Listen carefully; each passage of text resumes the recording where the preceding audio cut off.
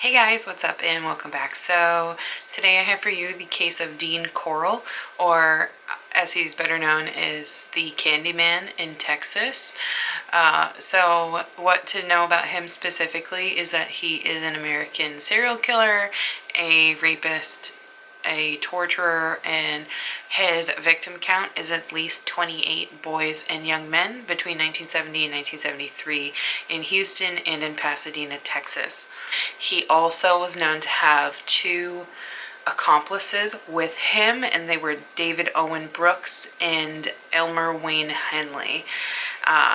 These crimes were known as Houston's mass murders. And literally, these cases came to light due to Elmer Henley. And Elmer actually shot Dean. Yeah. So this is considered to be one of the worst examples of serial murder in United States history. Yeah. So let's get to talking about this lovely man. And he's not very good looking either. He's actually really creepy. Like, seeing his picture literally freaks me out. And I don't get creeped out very easily when it comes to this stuff. But him in particular, I don't know what, maybe it's his face shape. I'll pull up a picture so you can see him. Like, or maybe it's just this picture. I think it's just this picture. So, no, it's this one. This is the one that freaks me out. Like, can you guys see that? You imagine looking at that late at night when I'm trying to, like, research this shit after I get off of work, and you see that picture? Like, fuck. Yeah.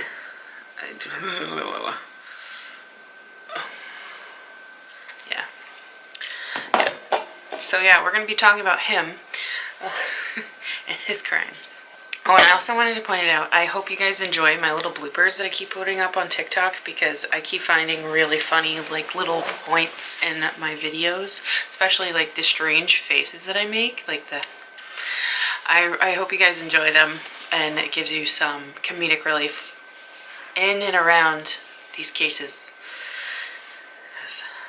I'm here for your entertainment. Alright, so, yeah, who is Dean Corll? Who is Dean Corll? He's a fun man. Fun man. Alright, so Dean Arnold Corll was born on the 24th of December in 1939 in Fort Wayne, Indiana. And he was the first child to marry Emma Robinson and Arnold Edwin Corll.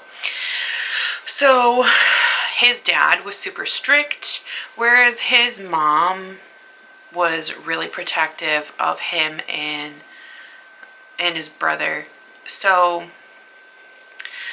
his parents' marriage had a lot of turbulence in it. It was not a very good one. They would eventually divorce in 1946, and this would be about 4 years after his younger brother, Stanley, would be born. So after this, Mary would sell the family home, and she relocated to a trailer home, or a manufactured home, in Memphis, Tennessee. And Arnold was drafted into the Air Force after the divorce, but she did allow her sons to stay in contact with their dad. She didn't want to diminish that relationship with them and not be like, there are some women that will stop a relationship between children and their father after a divorce. I've seen it in my personal life. Not family related, could be family related, all of the above, and I've seen it on TV as well. Like, I'm happy that she let them stay in contact with their dad, especially after them, like, separating. So, Dean was a really shy but serious kid, and he didn't really socialize with other children. Also, at the same time, he was really concerned about the well-being of others. Like, he often got super concerned when it came to their well-being, like if they got hurt or if they needed stuff, things like that. But he was still like really hermit-ish, if you will. Like, he was just really closed off. So at the age of 7, he suffered from rheumatic fever, although this was not diagnosed, like professionally diagnosed, that he had rheumatic fever. And it wasn't recognized until they figured out that he had a heart murmur, and this was in 1950. So he was born in 1939. At the age of 7, he has rheumatic fever. They don't figure it out until 1950, so that's about 4-year difference when they finally figure out that, hey, there's something wrong. And as a result of this, he was told to avoid physical education in school. So if you don't know anybody with a heart murmur or an arrhythmia, basically you don't want to put any strain on their heart, because, I mean, it could cause their heart to stop, or they can have a heart attack. So this is to just safeguard him, because his health is not very good. So his parents would attempt to reconcile, and they remarried in 1950. And after they got back together, this is when they moved to Pasadena, Texas. And this is, if you don't know where Pasadena is, it's a suburb of Houston. However, this reconciliation was very short-lived, and then they would eventually divorce once again in 1953. And his mom would, again, retain custody of him and his brother, and the divorce was very amicable. Both of the boys maintained contact with their dad. There wasn't anything out of the ordinary. Now, following this second divorce from Arnold, Dean's mom, she would marry a traveling clock salesman, and his name is Jake West.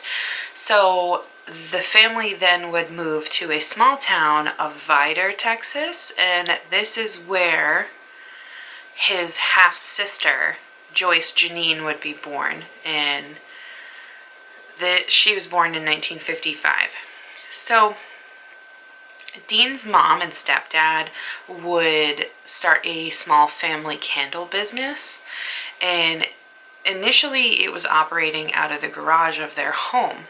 So from the earlier days of the business, Dean helped his mom and his stepdad day and night while he was still attending school. And him and his younger brother were also responsible for running candy making machines. Did I say candle or candy? If I said candle, I meant to say candy. So him and his brother were responsible for running these candy making machines and packing the product to make sure that things would be able to get out. So, because they were able to do this, their stepdad was able to take it on the road with him and sell the product on his sales route. So this route he was on often involved him going west, traveling to Houston, where much of the product they made was sold. So from 1954 to 1958, Dean attended Vidor High School, and he was said to be very well behaved. He achieved satisfactory grades, so he was kind of like in the middle. He wasn't like super above, he wasn't below, he was right in the middle. And as he had been like since childhood, he was considered just somewhat a loner. And although he occasionally dated some girls in his teenage years in high school, the only he wasn't really he didn't want to date anybody. He just preferred to be by himself. While he was in high school, the only thing that really like interested him was the brass band, and he played the trombone. So he kind of just like went to his own flow and didn't really he didn't really care what other people thought. He just kind of like did his own thing. He was helping his parents at home, and he just was by himself. Like he just, I can't really explain it. Like, I mean, I can because I was like that, but I'm not a serial killer. Yeah, I'm gonna cut that out. So Dean would graduate from Vidor High School in the summer of 1958. Shortly after this is when him and his family would move to the northern outskirts of Houston. So this is so that the family business, the candy business, could be closer to the city where the majority of their product was being sold. So his parents would open up a new family shop, which they named Pecan Prince. This is in reference to the name of the family product that they sold. So in 1960, at the request of his mom, Dean moved to Indiana to live with his grandmother. And she had become widowed. She was living primarily by herself. So his mom thought it would be a good idea for him to, I mean, he graduated high school, he's been helping with the family business, but it's time for him to like live a little bit. So he moved out to live with his grandmother. And it's during this time he would, after moving to Indiana, he kind of had a close relationship with a local girl. And he rejected a marriage proposal that she made to him in 1962. So he was dating her, but he didn't want to marry her. That's not what he wanted. So Dean would live in Indiana for about 2 years, but so it's right after, I believe right after he rejects that marriage proposal from that girl is when he moves back to Houston to help his family's candy business. And it's by this date that the family had moved to Houston Heights. And Dean would end up moving into an apartment which was right above the candy shop. So unfortunately, I don't think his mom has really good luck when it comes to marriage, because she would divorce West in 1963. And she subsequently opened her own candy business, which is called the Corll Candy Business, or Corll Candy Company. And this is when Dean would be appointed vice president of the new family function. And his younger brother, Stanley, was appointed secretary treasurer of the company. So it's this same year is when one of the teenage males that worked for the company told Dean's mom that he had made sexual advances towards him, and his mom's response was firing that teenage boy. I mean, moms really do everything for their sons. So this doesn't really surprise me, especially when she was like super protective of her sons when it came to her first husband. Like, yeah, that doesn't surprise me at all. So Dean would end up being drafted into the U.S. Army. This happened on August 10th of 1964, and he was assigned to Fort Polk, Louisiana for basic training. He would later go to Fort Benning in Georgia, and this is where he trained as a radio repairman before his permanent assignment, which would be in Fort Hood in Texas. So according to his military records, Dean's period of service in the Army was unblemished, so he had a very good record when it came to his time in the Army. However, Dean hated hated military services. He applied for a hardship discharge on the grounds that he was needed in his family business while he was there, and the Army actually accepted his hardship discharge, and he was given an honorable discharge, so he wasn't like disgraced to leaving the U.S. Army. And this happened on June 11th of 1965, and this was about 10 months of like his whole thing was about 10 months in service. So I mean, it's not too bad. At least he wasn't like a deserter. I don't know.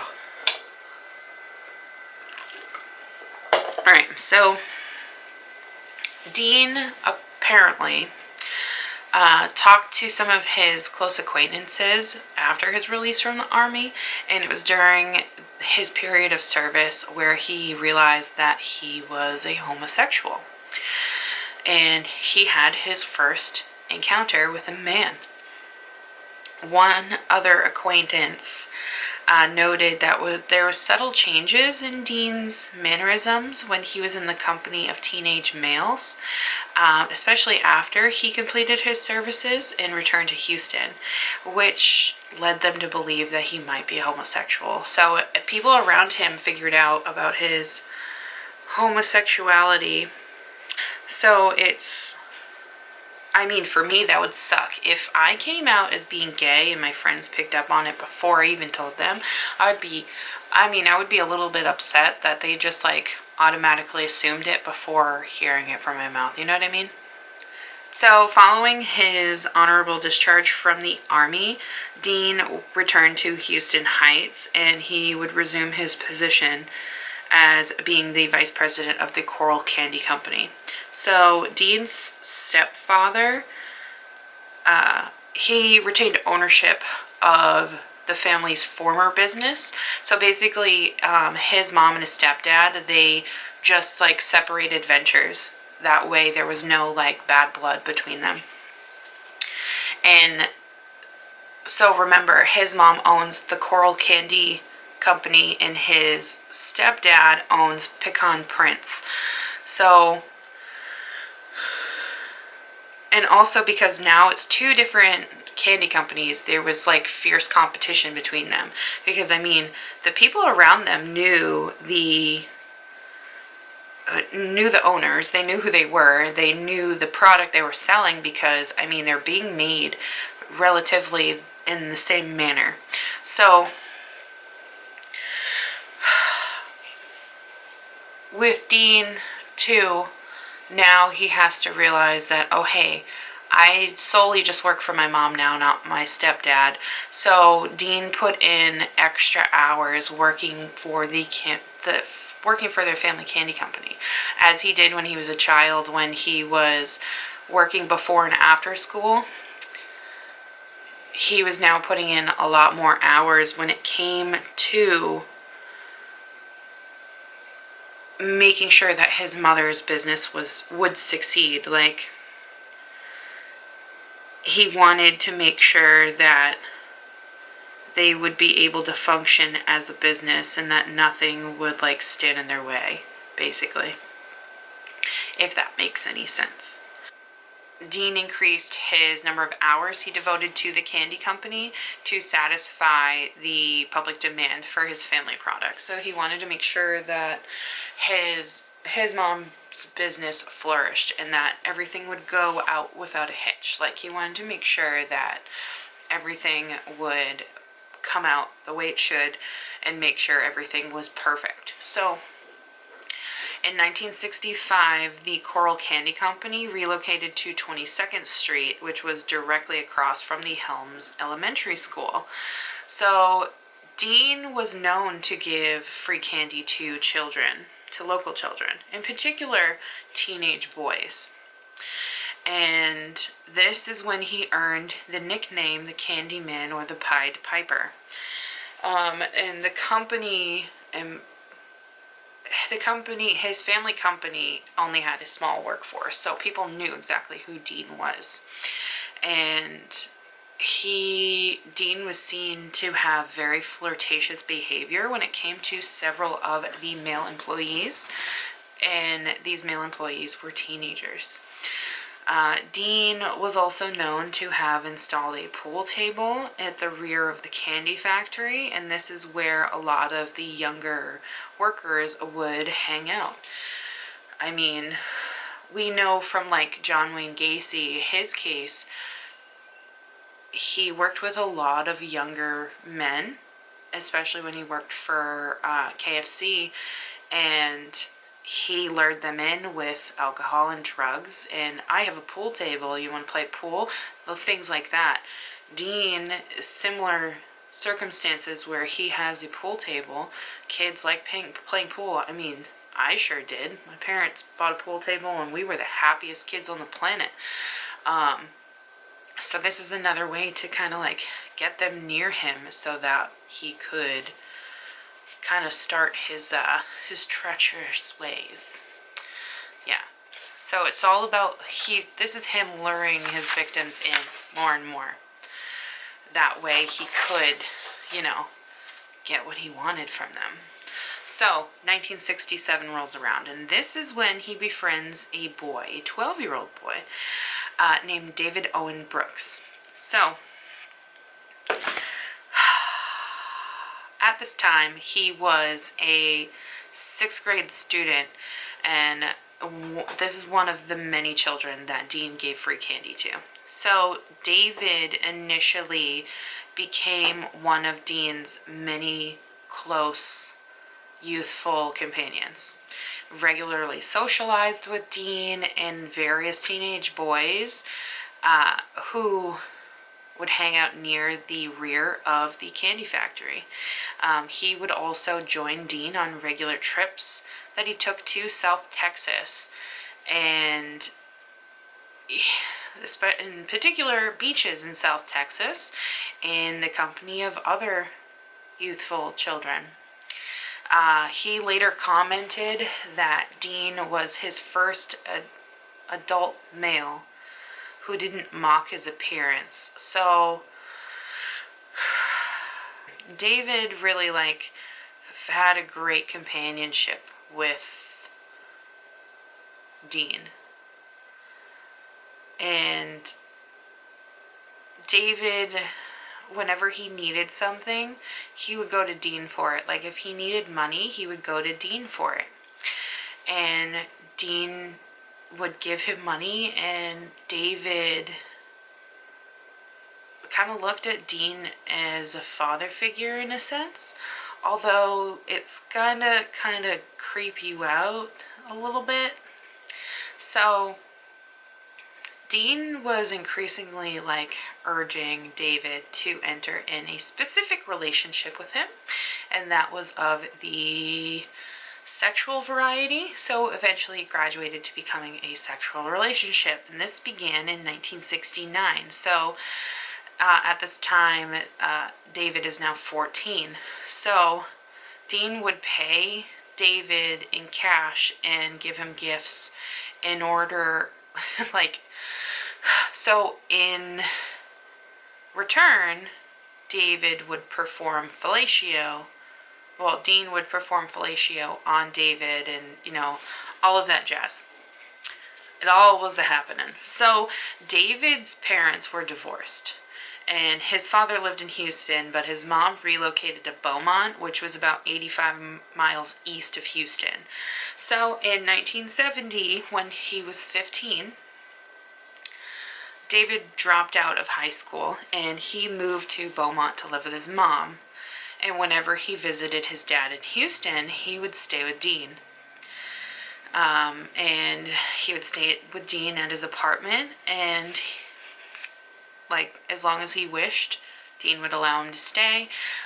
So later in the year of 1970, David moved back to Houston, and basically it's a little bit later he would tell people that Dean's house was kind of like his second home, and he would often go there.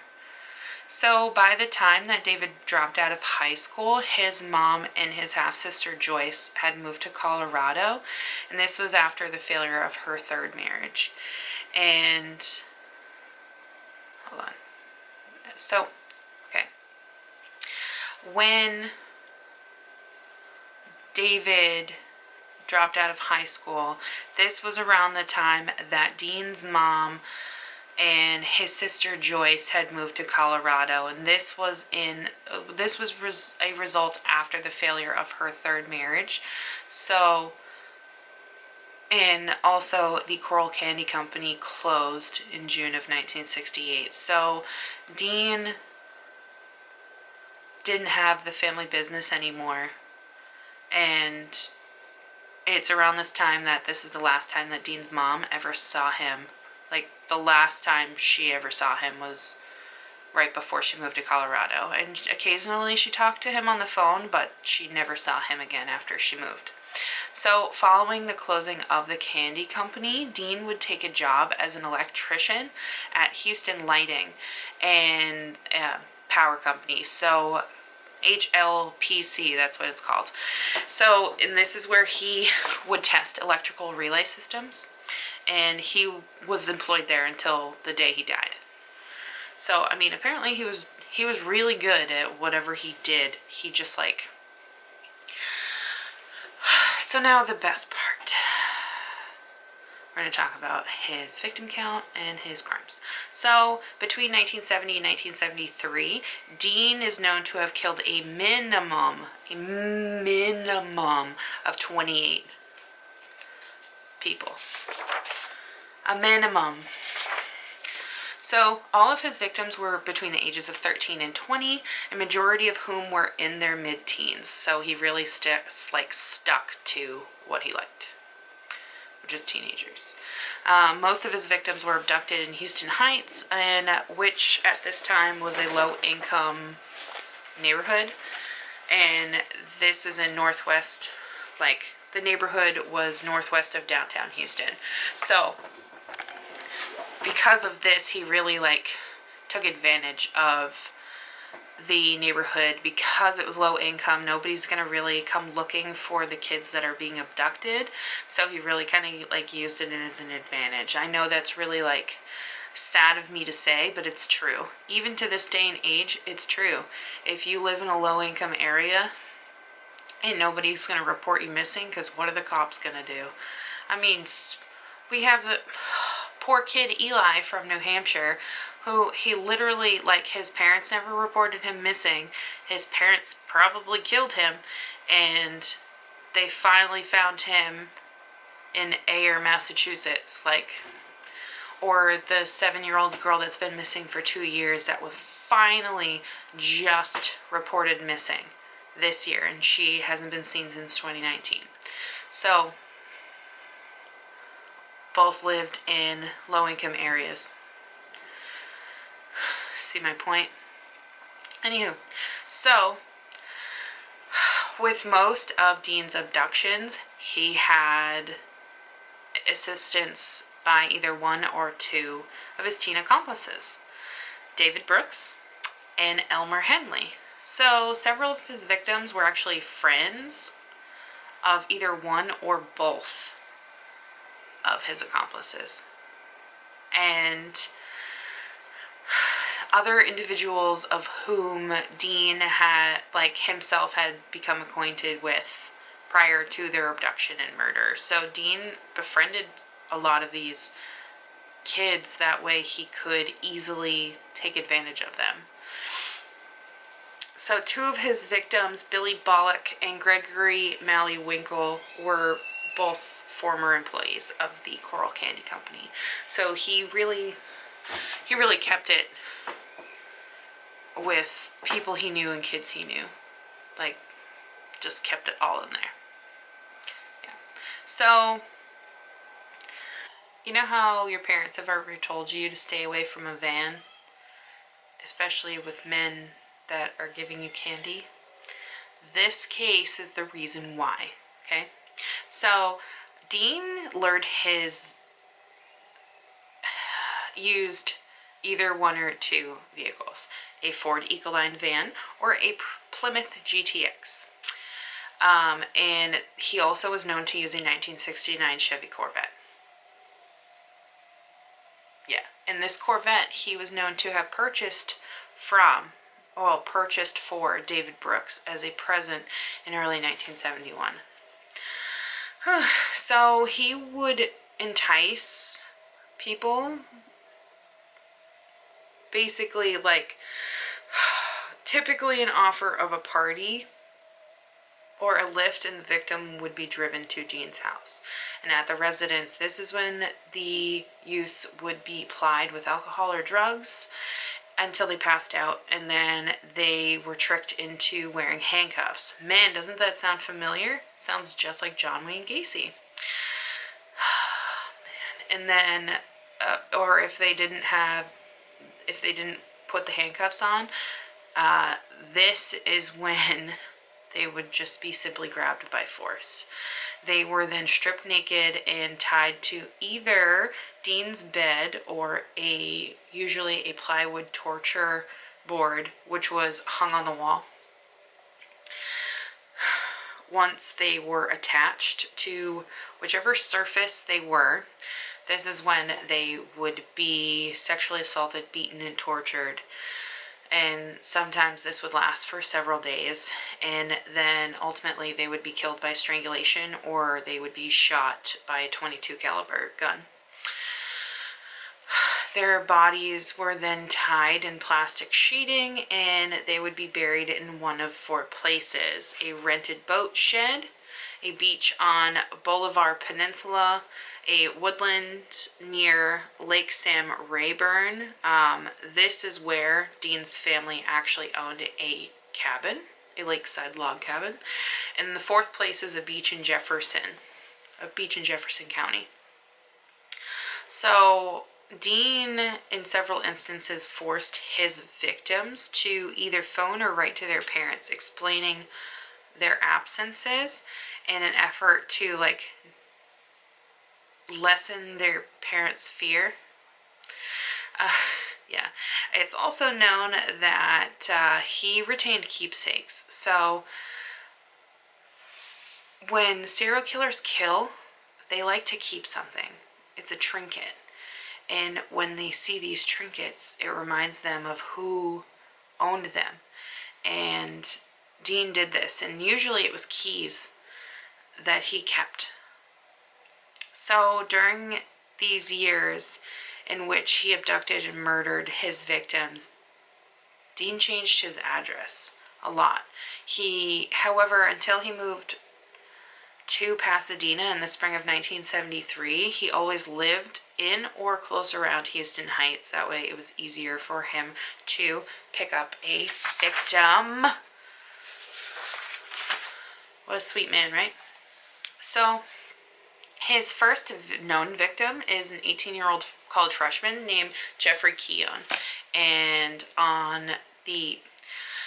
he was killed on the 25th of September of 1970. So, or Conan, sorry, Jeffrey Conan. Let's restart that. So Dean's first murder happened on the 25th of September of 1970, and this is with a college freshman who was 18 years old at the time, and his name is Jeffrey Conan. He vanished while hitchhiking with another student from the University of Texas, and he was trying to get to his parents' house in Houston. So he was dropped off alone at the corner of Westheimer Road and South Ross Road, and this is near the uptown area of Houston. So Dean likely offered him a ride home.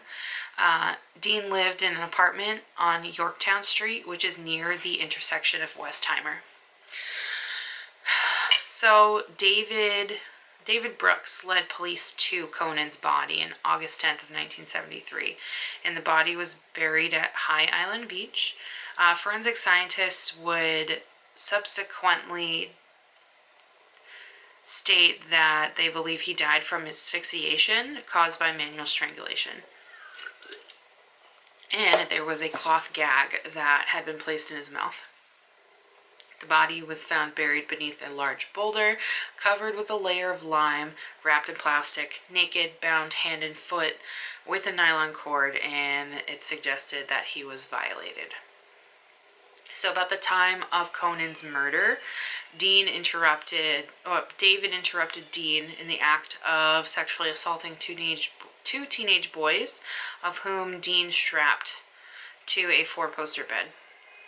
So Dean promised David a car in return for his silence, so David accepted the offer, and Dean later bought him a green Chevy Corvette, so the 1969 Chevy Corvette that I had previously stated. Dean later told David that he had killed the two youths that were tied to the bed and offered him $200. So in today's equivalent, that would be about $1,300.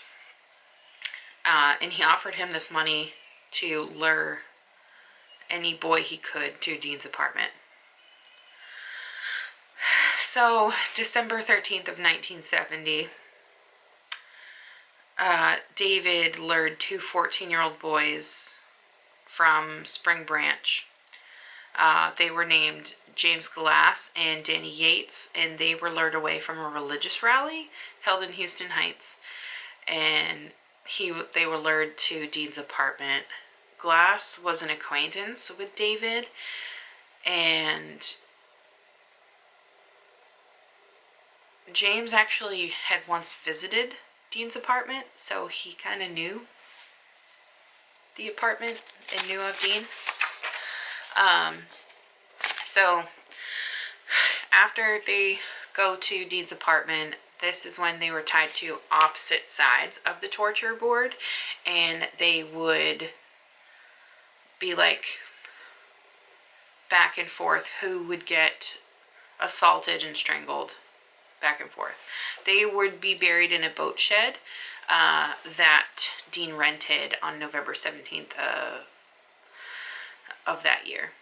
So electrical cords with alligator clips attached at each end were also buried along with Yates' body.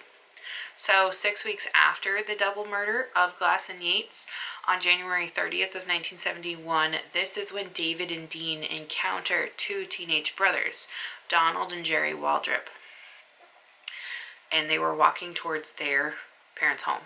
The Waldrop brothers had driven to a friend's house by their dad, and with plans to discuss forming a bowling league. And after that's all said and done, they begin walking home after their friend wasn't home. So their dad dropped them off, their friend's not home, so they decided to walk back home. Well, this is when good old Dean drives up, and the boys were enticed into his van. And this is when they were brought back to Dean's apartment on Mangum Road. And this is where they were raped, tortured, and strangled and buried in the boat shed. So between March and May of 1971, Dean would abduct and kill 3 victims, all of whom lived in Houston Heights, and all of which were buried in the rented boat shed. In each of these abductions, David was a participant. One of these victims was a 15-year-old named Randall Harvey, and he was last seen by his dad on the afternoon of March 9th, and he was bicycling towards Oak Forest. This is where he worked part-time at a gas station. So Randall was driven to Dean's apartment, where he would be killed by a single gunshot to the head. The other 2 victims is a 13-year-old and a 16-year-old. The 13-year-old is David Hilligist, and the 16-year-old Gregory Malley Winkle. They were abducted and killed together on the afternoon of May 29th, 1971. So, as had been the case with the parents of the other victims, both sets of parents launched a frantic search for their children. One of the youths who voluntarily offered to distribute posters the parents had printed, offering a monetary reward. for information leading to the whereabouts of the boys was 15-year-old Elmer Wayne Henley, who was a lifelong friend of Hilligist. So Elmer would pin these reward posters everywhere around town. And he attempted to reassure his parents, Hilligist's parents, that there might be an innocent explanation for the boy's disappearance. I'm sorry, but that right there, you know exactly what happened to your friend. Why wouldn't you just tell his parents? You're right there. Just tell them. So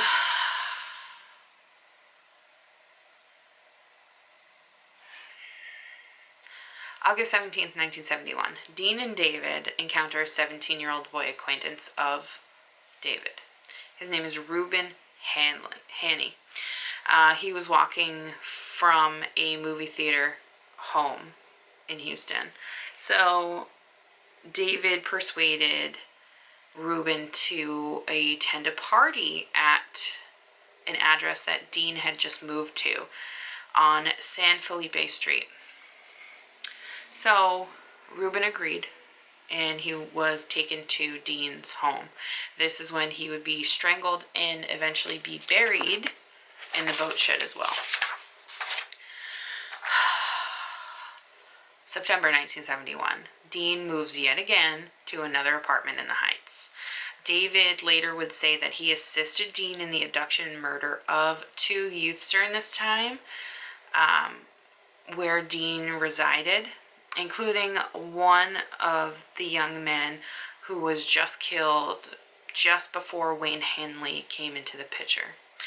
So in David's confession, he stated that the young men would be killed immediately prior to Wayne Henley's involvement in the murders and abductions from the Heights, and they would be kept alive for approximately about 4 days before his murder. So the identity of both of these boys in particular remains unknown. So here comes Elmer Henley. You know, the boy we already talked about where his friend was abducted and killed by Dean? Here he comes. So in the winter of 1971, David introduces Elmer to Dean. Elmer was likely lured to Dean's address as an intended victim, but Dean eventually decided that, oh hey, he's cute, I like him, I'm going to make him an accomplice. I'm going to turn him into another David. Well, he offers him the same fee, $200 for any boy he can lure to his apartment, and he informs Elmer that he was involved in a white slavery ring operation in Dallas. So sorry to leave you on a cliffhanger for part 1 of the Dean Corll video I have for you guys, but you have to stay tuned for part 2 because it gets even worse, more bizarre and crazy. And by the way, this is editing Liz. So I'll see you in part 2 of this video. Bye guys.